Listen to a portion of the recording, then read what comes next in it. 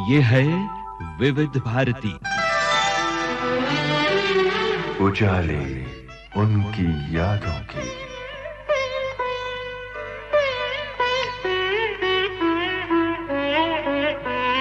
उजाले उनकी यादों की।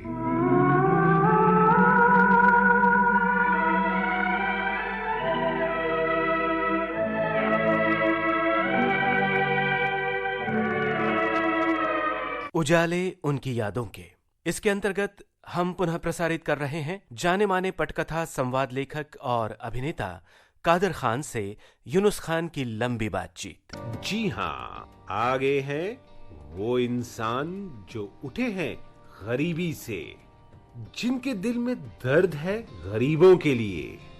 मेरे 150 स्टूडेंट तैयार वहाँ बैठे थे और मैंने उनको पढ़ाना शुरू किया सर।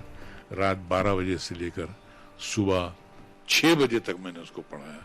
ये 3 महीने लगातार पढ़ाता रहा। मेरा पूरा बैच फर्स्ट क्लास में पास हुआ सर। निखर के आती है उनकी एक मुकम्मल शख्सियत जो कहती है कि हाँ, ये वो इंसान है जिसने जिंदगी को समझ लिया है। किसकी कब्र पे रो रहे हो? देखो चारों तरफ, यहाँ भी कोई किसी की माँ है, कोई बहन है, भाई है। इस शहर खामोशा में मिट्टी के ढेर के नीचे सब दबे पड़े हैं। आज उनकी तो कल हमारी बारी है। उसने जेल में मेरे बेटे को मार डाला। बेटा।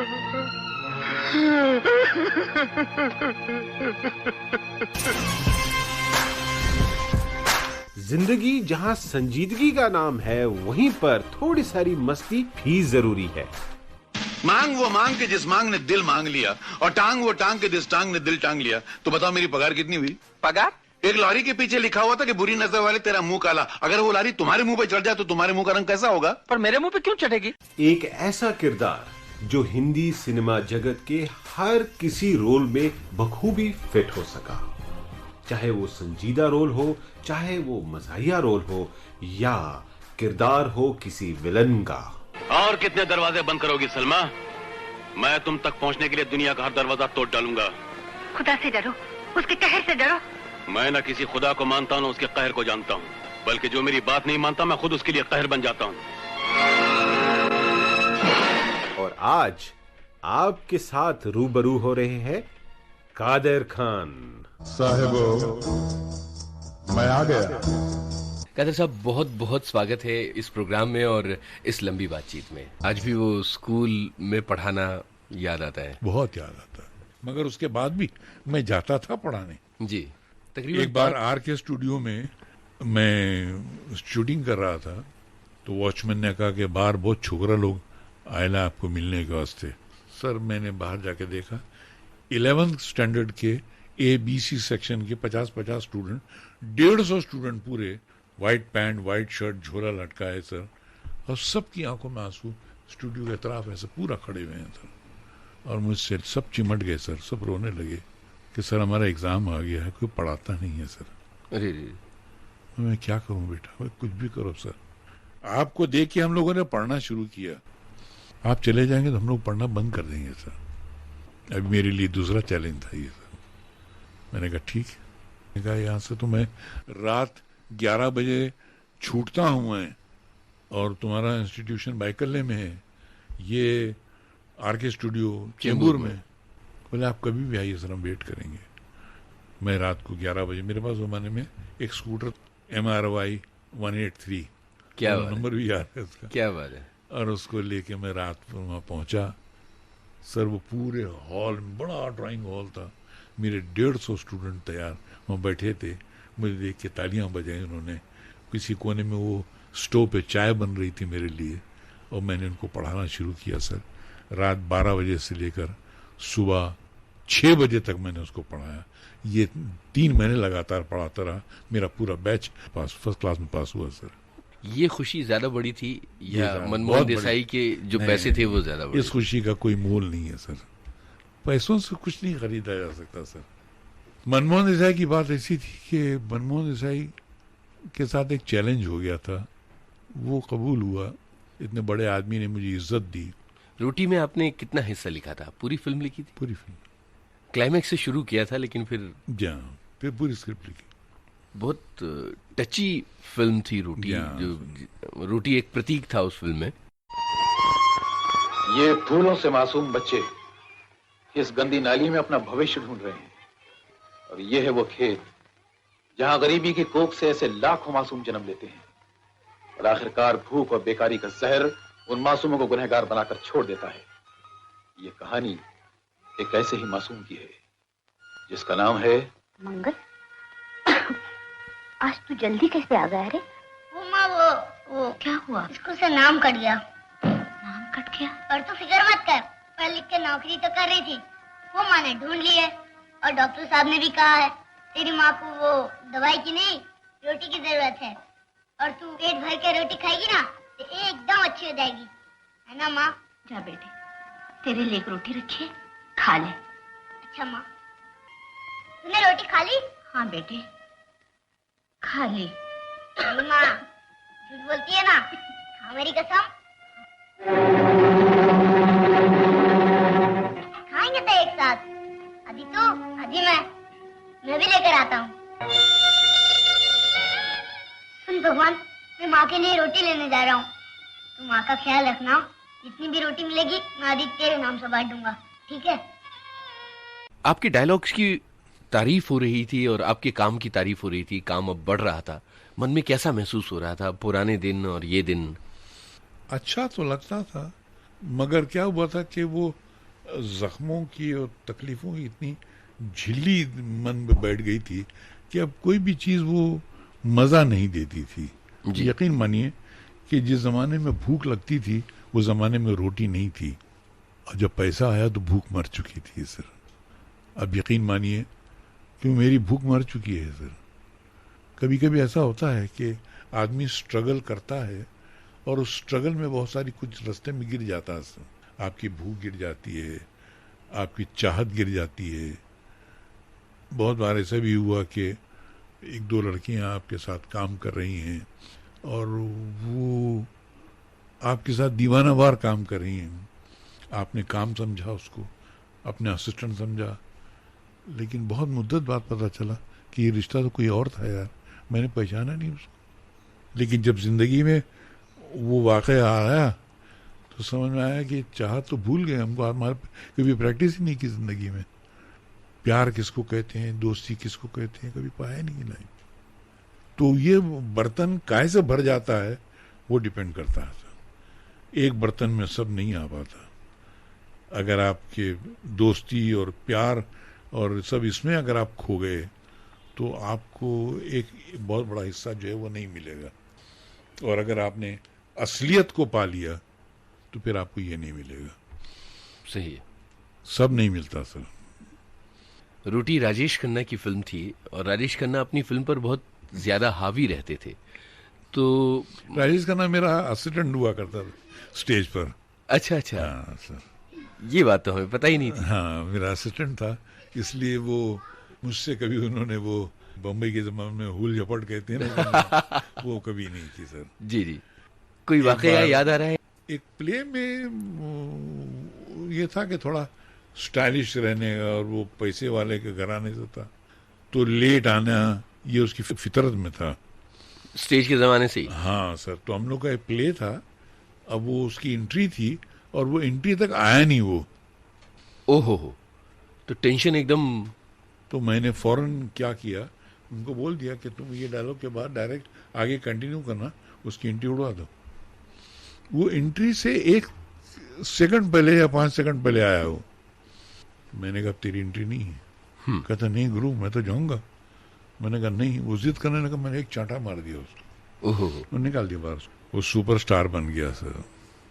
और मुझको एक दिन बोलता है एक्टर, ये जुमला उसका मेरा याद रहा, एक्टर तेरे याद एक दिन तूने थप्पड़ मार के मेरे को स्टेज से निकाल दिया था।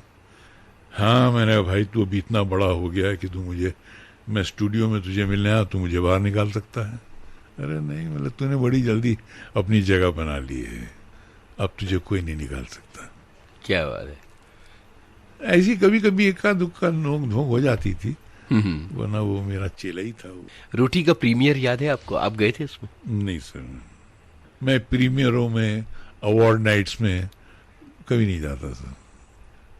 मेरे बच्चे जाते थे अवार्ड लेने के लिए, मैं कभी नहीं गया सर। क्या अवार्ड लेना सर?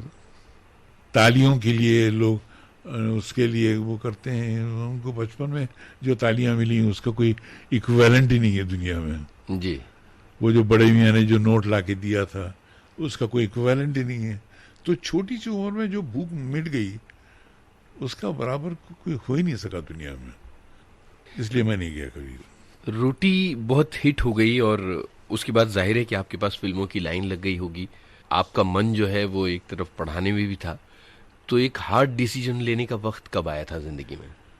हार्ड डिसीजन नहीं आया सर कि मेरे बारे में पेपरों में अक्सर लिखा जाता था Kader Khan sign this film, Kader Khan working in this film, Kader Khan writing this film, Kader Khan acting in this film.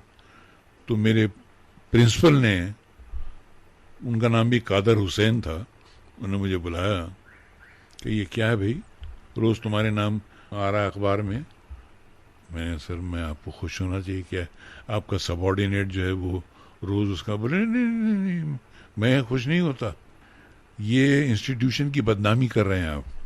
ओहो। हाँ, आप एक्टर हैं या टीचर हैं?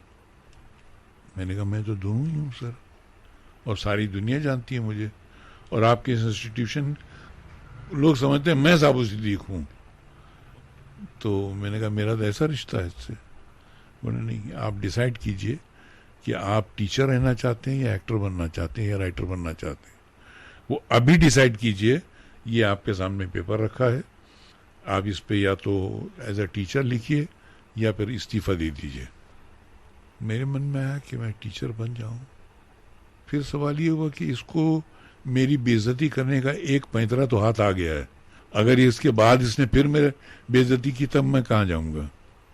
ये जहन में ये दो बातें आने लगी और देखा कि अपने अतराफ काफ़ी, देखिए जब कभी आप किसी जगह काम करते हैं और आपका नाम हो जाता है तो आपके चाहने वालों में काफ़ी दुश्मन पैदा हो जाते हैं। आप जी ये महसूस किया होगा आपने सर? सही है।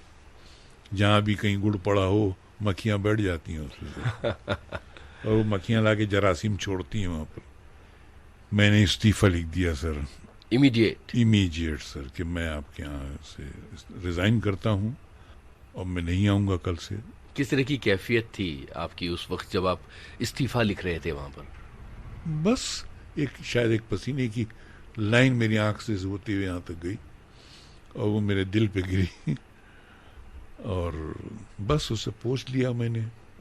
स्टूडेंट्स को बाद में पता चला, उन्होंने कहा हम स्ट्राइक कर देंगे, पूरे पॉलिटेक्निक को बंद करा देंगे, स्कूल बंद करा देंगे। मैं कभी नहीं करना, मैं एजुकेशन का वर्कर हूँ और मेरी तौहीन मत करना प्लीज़ बेटा। अच्छा, मेरे बाद उन्होंने मीटिंग बुलाई तो मेरे जितने भी हमदर्द व खैरख्वाह थे, टीचर हजरात में चाहने वाले, मैंने जहरीले हजरात, वो सब मीटिंग में गए। उन्होंने कहा अरे सर क्या है, अभी देखिए थोड़े दिन में वापस आएगा धक्के खा के, तब इसको इतना जूतों से मारेंगे हम लोग कि ज़िंदगी भर याद रखिएगा। ये बात मुझे चपरासी उन प्यून्स ने आके बताई सर जी कि आपके बारे में ये मीटिंग चल रही है वहाँ पर। तो मैंने ऊपर वाले से की दुआ की कि अब जूते मत खिलवाना, बाकी तू रोटी मत खिला वो चलेगा, तो रोटी तो लिख रहा था मगर जूते नहीं खिलवाना। नहीं खिलवाया उसने जूते। क्या बात है। उसने जूते खाने से बचा लिया और वो करते करते करते करते ऐसे माहौल से गुजरता गया कि एक दिन उसी इंस्टीट्यूशन में जहां मैं स्टाफ मेंबर था मुझे चीफ गेस्ट के अच्छे से बुलाया लोगों ने सर। वाह, ये मेरी फतह थी। मैंने उनसे कहा कि सर आपको आज खुश नहीं हूँ, मैं कहाँ स्टाफ की पब्लिक के बीच में, कि मैं यहाँ का स्टाफ मेंबर रह चुका हूँ। पब्लिक ना हमको सब मालूम है क्योंकि मेरे स्टूडेंट ज़्यादातर वहाँ बैठे थे। जी जी। आपको आज वापस बुलाएं तो आएंगे आप? मैंने कहा वो अब तो क्या है कि मैं उनके पास बंध चुका हूँ, वो छोड़ेंगे तो आऊँगा मैं, और मेरे पास ऐसे स्टूडेंट कहाँ से आएंगे। और रिश्ता जो है स्टूडेंट का और इंडस्ट्री का ऐसा बन गया था, स्टूडेंट बहुत हावी थे उस ज़माने में, तो वो मुझे जब कभी चाहे खींच सकते थे, लेकिन वो स्टूडेंट चले जाएं तो फिर ये लोग हावी हो जाते हैं। जी जी। तो वो ज़माने में स्टूडेंट मेरे बहुत हावी थे। बस यही ज़िंदगी चलती रही है। रोटी के बाद बड़ी फिल्म कौन सी मिली थी? रोटी के रिलीज के बाद क्या हुआ था आपकी जिंदगी में? अच्छा, उस ज़माने में अमिताभ थोड़े मायूस से रहने लगे। बेनाम एक फिल्म आई थी जी, नरेंद्र बेदी की। उसमें अमित जी मुझे अक्सर कहते थे, यार मैंने तो टैक्सी का लाइसेंस बना लिया है, अगर ये मेरी फिल्म नहीं चली तो मेरा तो पैकअप है, मैं चला जाऊंगा, फिर टैक्सी चलाया करूंगा दिल्ली में। मैंने कहा तो क्या, कितना ख़राब लगेगा? तो कहता क्या हो, एयरपोर्ट से होटल, होटल से एयरपोर्ट, अच्छा खासा पैसा मिल जाता है, चलेगा। मैंने कहा यार तेरा अगर ये हाल है तो अपना क्या होगा? अरे तेरा तो फिर भी चलेगा, क्योंकि हीरोज की बड़ी दिक्कत होती है। वो फिल्म थोड़ी सी चल गई, जंजीर भी चल गई और अमिताभ जय सुपरस्टार बन गए।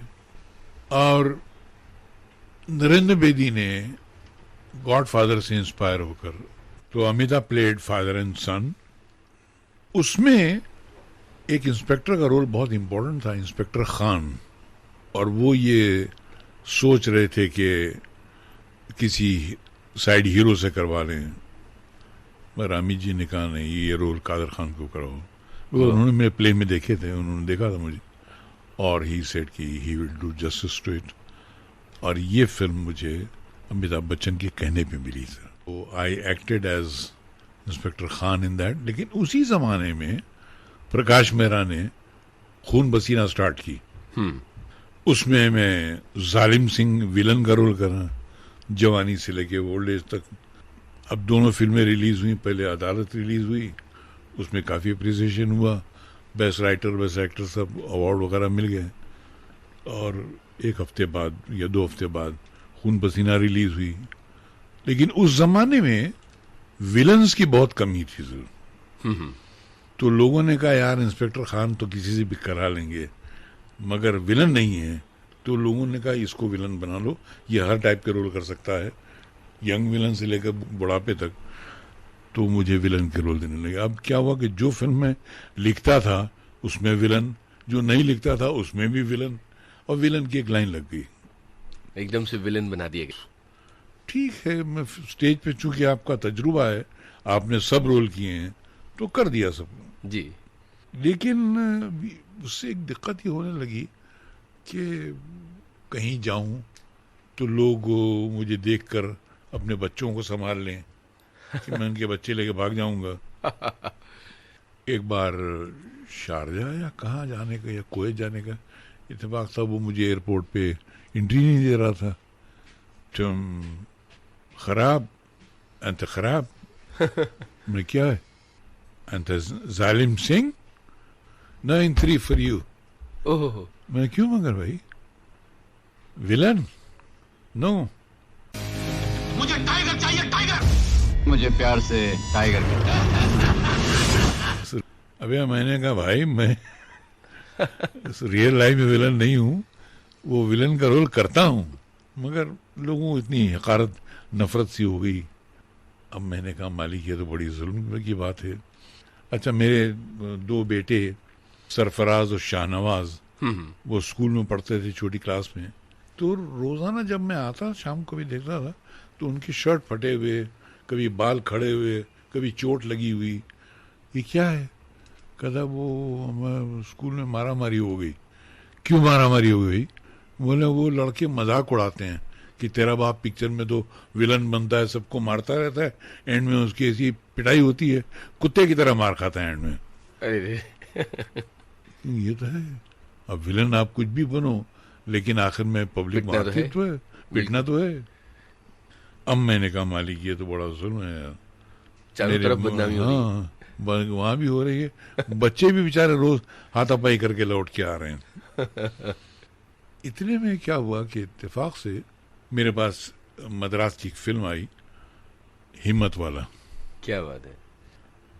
वो फिल्म मैंने बड़ी कॉमेडी फिल्म थी, वो लिखी मैंने, और उसमें अजीब किस्म के डायलॉग मैंने लिखे, और मैंने कहा यार वो मेरे वो वहाँ के डायरेक्टर से पढ़ा नहीं जाएगा, तो मैंने पूरी फिल्म रिकॉर्ड करके उनको दे दी।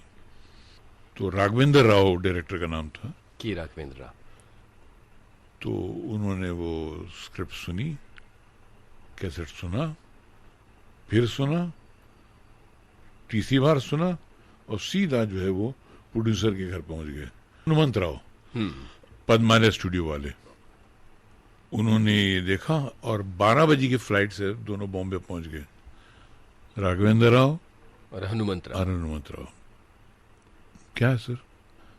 बोली ये है, तुम क्या लिखा है? क्या हो सर? बड़ी मेहनत करके लिखा हमने। वो मेहनत बराबर है, पर ये करेगा कौन?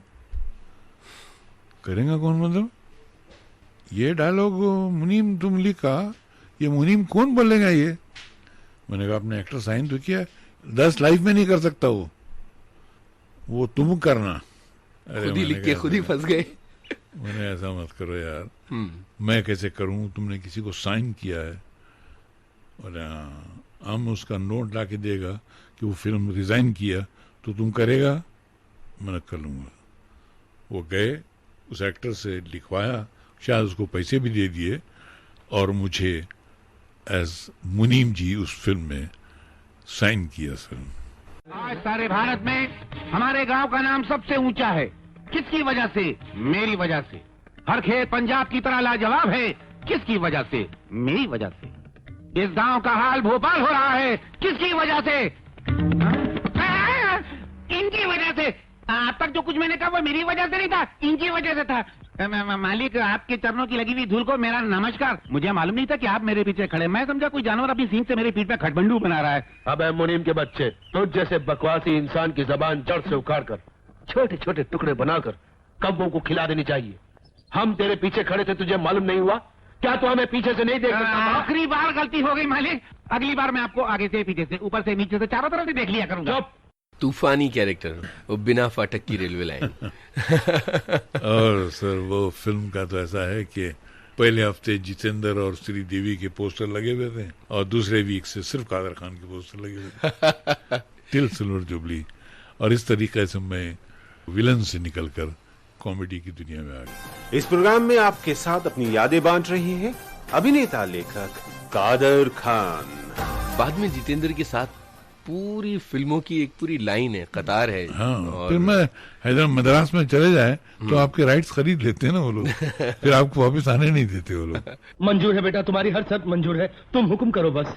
तुमने शक्ति और मुनीम को मेरी बहन पर जुल्म करने के लिए भड़काया। अब उनसे जाकर कहो कि वो अपना सलूक बदल दें, प्यार और हमदर्दी से उससे पेश आए। हे भगवान, जब से तुम इस गांव में आए हो मेरे लिए समस्याएं खड़ी होती जा रही। जैसे तुम कहोगे वैसे ही होगा। सबसे पहले वो लोग अपने अच्छे बनने का सबूत पेश करें। हाँ, मेरी बहन की तबीयत ठीक नहीं है। बाप बेटे खुद घर का सारा काम करें, उसे आराम करने दें। यही एक शर्त है जिसको पूरी करने के बाद तुम्हारी बेटी इस घर की बहू बन सकेगी। बहुत बहुत धन्यवाद मेरे होने वाले दामाद जी। तुमने कहा उस लड़की को अपनी बहू बनाओ, मैंने बना दिया। तुमने कहा उस पर जुल्म करो, मैंने कर दिया। अब तुम चाहते हो मैं गधे की तरह घर का काम करूं, अमीन पहुंचूं? ये कोई इंसानियत का पटियाला है? अरे वाह, गांव वाले देखेंगे तो मेरे मुंह पे थूकेंगे। गांव वाले अगर तुम्हारे मुंह पे थूकते हैं तो थूकने दो। तुम क्या हमारी खातिर थोड़ा सा थूक बर्दाश्त नहीं कर सकते? हम जिंदगी और मौत की कसमकस के बीच में फंसे हैं और तुमको थोड़े से थूक की फिक्र है? ये काम बहुत जरूरी है, करना पड़ेगा। मैं नहीं करूंगा और कोई चारा नहीं है। करता हूँ ना, मैं क्या इनकार कर रहा हूँ। तो लगातार फिल्में फिर वो कंटिन्यूस उन फिल्मों के तमाम हैं जिसमें आप जितेंद्र, आप और कभी जयाप्रदा, कभी श्रीदेवी। कैसा लग रहा था कॉमेडी करते हुए उस दौर में, और कितना मुश्किल था अपने आप को एक इमेज से निकाल के दूसरी इमेज में ढालना, और हर बार नया चैलेंज, नई तरह से अदायगी? मेरे लिए सबसे आसान इसलिए था कि मैं वहां पर गुरु बन गया था और डायरेक्टर कहता था मुझे ऐसा चाहिए, और मेरे साथ जो कलीग थे वो भी मेरे साथ ही काम करते थे। उन्होंने मुझे एक्सेप्ट कर लिया था कि ये आदमी जो बताएगा वो हम करेंगे। तो ये बड़ी किस्मत की बात है कि मुझे कलीग मिले, जैसे शक्ति कपूर भी मिला। पिताजी पिताजी क्या है? आपका सत्यानाश हो गया। और क्या होगा? मार खाएगा बोलेगा। हाँ आज आप मुझे मार लो, लेकिन कल पुलिस तुमको उल्टा लटका के मारेगी। अबे क्या हुआ? वो इंजीनियर है ना, इंजीनियर, उसको सब कुछ पता चल गया है। हाँ तैयार हो जाओ, हम लोगों का जेल जाने का टाइम आ गया है। अबे दिमाग मत फिरा, बता क्या हुआ? वो अपना दगड़ू आ रहा है, दगड़ू। वो 100 की रसीद देता, वो पकड़ा गया है। हाँ पिताजी अब क्या होगा? शादी तो एक तरफ, अब निशा मेरे मुंह पे थूकेगी भी नहीं। पिताजी आपने मेरा घर बसने से पहले उजाड़ दिया। कल तक आप मुझे गधे की औलाद कहते थे, अब सारी दुनिया मुझे चोर की औलाद कहेगी। पिताजी और चोर की औलाद के साथ निशा कभी शादी नहीं करेगी। बुज़दिल कहीं का, कुछ नहीं होगा। वो कैसे? इतिहास मत पूछो, जो मैं कहता हूँ वो सुनो। अरुणा ईरानी मिली, ये सब लोग मेरे घर के कैरेक्टर की तरह थे। इन्होंने मुझे हेल्प किया काम करने में, एक्सेप्ट करने में हेल्प किया, तो मैं करा सका। मैं कराता था, वो करते थे। तो इसमें एक टीम वर्क बन गई थी, फैमिली बन गई थी, और फैमिली के साथ जो करना मुश्किल नहीं होता है। चल बैठिए। क्यों क्यों रे बुढ़ो? बुढ़ो? कौन बुढ़ो? और जवान कहूँ, ये नकली काले बाल लगाकर हुलिया बदलकर तू समझता है कि मुझे बेवकूफ बनाएगा? अरे तू औरतों का बुर्का पहनकर भी जा रहा होगा ना, तो भी दूर से पहचान लूंगी कि वो देख मेरा गंजू मनीराम जा रहा है, समझा? हाँ मनीराम, मैं मनीराम नहीं हूँ बहन जी, मैं उसका भाई हूँ धनीराम। नहीं। अरे शाने, नई लड़की पटा ली, हुलिया बदल लिया, तो क्या नाम भी नया रख लिया तूने? देखिए बहन जी, ये मनीराम नहीं। अरे तू बीच में बता, वरना तेरे टुकड़े करके इसको खिला दूंगी। क्यों बे? आज 30 साल से मैं तेरे इंतजार में मरी जा रही हूँ, और तू इस 56 छुरी को अपनाएगा? नहीं, मैं आपको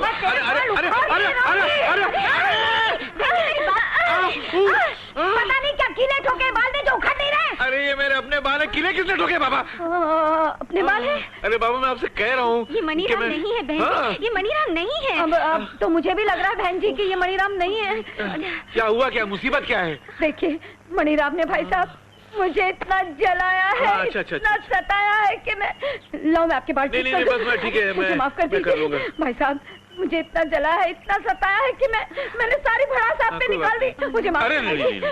अरे नहीं बाबा, नहीं बहन जी। भाई साहब 1 मिनट, वो क्या है ना, वो बुढ़ो कहाँ मिलेगा? कौन? मनीराम? हाँ उसको छोड़ना नहीं है। नहीं। और मेरा नाम मत लेना। नहीं, वो एक लड़की के साथ मांद्रा क्लब में गया। हाँ अब नहीं छोड़ूंगी, ऐसा मजा चखाऊंगी कि जिंदगी भर याद करेगा। अरे नहीं, माफ कर दीजिए भाई साहब। नहीं, कोई बात नहीं। हाँ अगर कभी हर आदमी अपना स्टारडम दिखाता कि नहीं साहब आप बता रहे हैं, हम क्यों करें, हम भी एक्टर हैं, तब तो मुसीबत हो जाती थी। जो बताया उन्होंने वो किया, मेरी इज्जत रखी, और उस इज्जत के बल पे मैं उनसे काम कराता गया। तो ये हमारा ले और दे वाला जो है, ये टीम वर्क। सब लोग जो है वो अभी हिम्मत वाला से तो स्टार्ट लिया था, बिल्कुल। और उससे पहले एक फिल्म हमने बनाई थी, वो मेरी आवाज सुनो। वो तो बहुत कंट्रोवर्शियल फिल्म बनी थी, उसमें तो विलन था मैं। फिर तोहफा थी। अच्छा वो क्या करते हैं, वहाँ जो फिल्में रिलीज होती थी उनके वो खुद प्रोड्यूस करते थे वो लोग, वो राइट्स देके मुझे देते थे कि अब इसको रीराइट कर दो।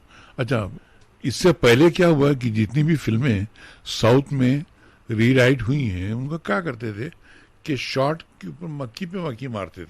ये एक जुमला बोला है तो वैसे ही जुमला हिंदी में चाहिए, मगर मैं ऐसा नहीं करता था। मैं अपने हिसाब से काम करता था। मैंने कहा कि मैं रीराइट करूंगा उसको, मुझे लगेगा ये सीन गड़बड़ है तो सीन निकाल दूंगा, दूसरा सीन ना, तो मुझे परमिशन दी गई थी उसकी, तो मैं कर सका सर।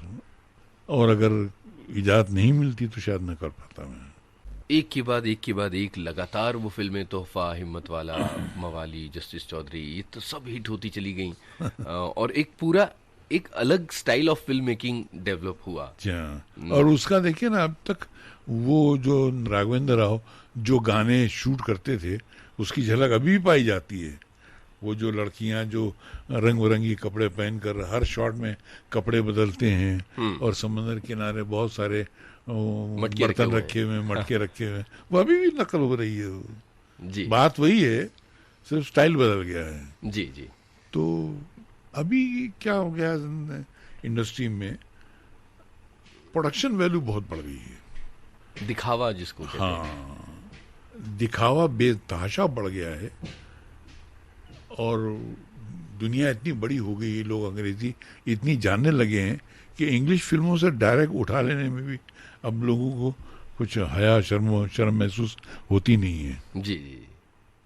लेकिन अभी देखिए, जब हमारे ज़माने में तिजोरी खोलने का सीन होता था, तो तिजोरी आप देखिए जितनी भी तिजोरियां होती थी उस पे वो सिल्वर पेंट लगा हुआ और उसका हैंडल हिलता हुआ, तिजोरी तक हम नहीं ला सके कभी। उस ज़माने प्रोडक्शन में बहुत चोरियां होती थी सर। तो हमारी इंडस्ट्री ने इस तरह बहुत ध्यान दिया, कैमरे पे बहुत ध्यान दिया, प्रोडक्शन वैल्यू पे बहुत ध्यान दिया, इंटीरियर डेकोरेशन पे बहुत कमाल किया, पर्दे बहुत अच्छे लगाए। पहले तो पर्दे वर्दे इन सब चीज़ों को लोग ध्यान ही नहीं देते थे, यहाँ तक तो बहुत जबरदस्त हो गया सर। अपनी यादें आपके साथ बांट रहे थे लेखक अभिनेता कादर खान और उनके साथ बात कर रहे थे यूनुस खान। अपनी जिंदगी का और फिल्मों का सफर और उनके साथ जुड़ी हुई यादें कादर खान की बहुत सारी हैं, जो समेट के आप तक पहुंचाना एक प्रोग्राम में मुमकिन नहीं है। प्रोग्राम यहीं पे रोकना पड़ेगा इस वादे के साथ कि अगले हफ्ते कादर खान आपके साथ फिर जुड़ जाएंगे और आपके साथ बांटेंगे अपनी यादें। विविध भारती के संग्रहालय से प्राप्त इस कार्यक्रम की ये थी दूसरी कड़ी। रिकॉर्डिंग इंजीनियर थे शशांक काटदरे और JT महाजन और इस प्रोग्राम की प्रस्तुतकर्ता थी कल्पना शेट्टी। आज पिटारा लाया था उजाले उनकी यादों के।